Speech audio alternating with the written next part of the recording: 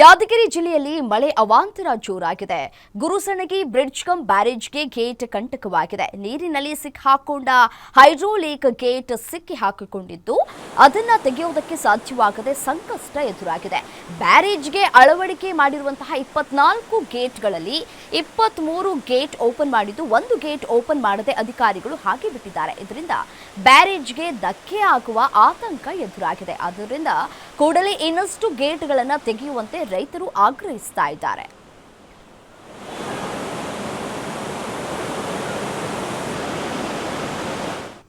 ಇನ್ನು ಈ ಬಗ್ಗೆ ನಮ್ಮ ಪ್ರತಿನಿಧಿ ವಾಕ್ಥ್ರೂ ಮಾಡಿದ್ದಾರೆ, ನೋಡೋಣ ಬನ್ನಿ. ಗುರುಸಣಿ ಬ್ರಿಡ್ಜ್ ಕಮ್ ಬ್ಯಾರೇಜ್ಗೆ ಈಗ ಗೇಟ್ ಕಂಟಕವಾಗ್ತಾ ಇದೆ. ಯಾದಗಿರಿ ಜಿಲ್ಲೆಯ ವಡಗೇರೆ ತಾಲೂಕಿನ ಗುರುಸಣಿ ಗ್ರಾಮದ ಹೊರಭಾಗದಲ್ಲಿ ಗುರುಸಣಿ ಬ್ರಿಡ್ಜ್ ಕಮ್ ಬ್ಯಾರೇಜ್ ಇದ್ದು, ಗುರುಸಣಿ ಬ್ರಿಡ್ಜ್ ಕಮ್ ಬ್ಯಾರೇಜ್ಗೆ ಸರ್ಕಾರ ಕೋಟ್ಯಾಂತರ ರೂಪಾಯಿ ವೆಚ್ಚ ಮಾಡಿ ಆಧುನಿಕ ಹೈಡ್ರಾಲಿಕ್ ಗೇಟ್ಗಳನ್ನು ಅಳವಡಿಕೆ ಮಾಡಿದೆ. ಈ ಭೀಮಾ ನದಿಗೆ ಅಡ್ಡಲಾಗಿ ನಿರ್ಮಾಣ ಮಾಡಿದಂತ ಬ್ಯಾರೇಜ್ಗೆ ಸುಮಾರು 24 ಹೈಡ್ರಾಲಿಕ್ ಗೇಟ್ಗಳನ್ನು ಸರ್ಕಾರ ಅಳವಡಿಕೆ ಮಾಡಿತ್ತು. ಈ ಹೈಡ್ರಾಲಿಕ್ ಗೇಟ್ ಅಳವಡಿಕೆಯಿಂದ ಯಂತ್ರದಿಂದ ಸರಳವಾಗಿ ಈ ಗೇಟ್ಗಳನ್ನು ಎತ್ತಬಹುದು. ಆದರೆ ಭೀಮಾ ನದಿ ಪ್ರವಾಹದ ಸಂದರ್ಭದಲ್ಲಿ ಈ ಬ್ಯಾರೇಜ್ಗೆ ಅಳವಡಿಕೆ ಮಾಡಿದಂತ 23 ಗೇಟ್ಗಳಲ್ಲಿ ಒಂದು ಗೇಟ್ ಓಪನ್ ಆಗಿಲ್ಲ. ನಾವು ದೃಶ್ಯಗಳನ್ನು ಕೂಡ ನೋಡಬಹುದು.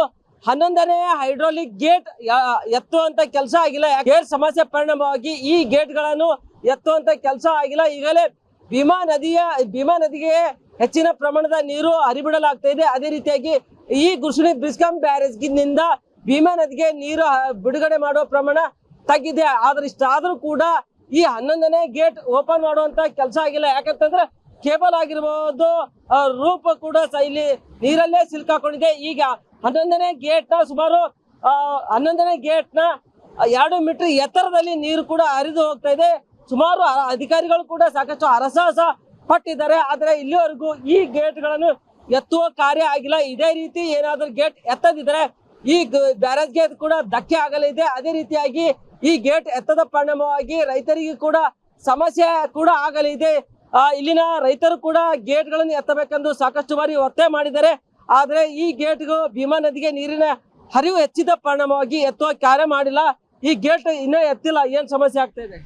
ಇದು ಬೇಗ ಎತ್ತಿದ್ರೆ ಒಳ್ಳೇದಾಗುತ್ತೆ.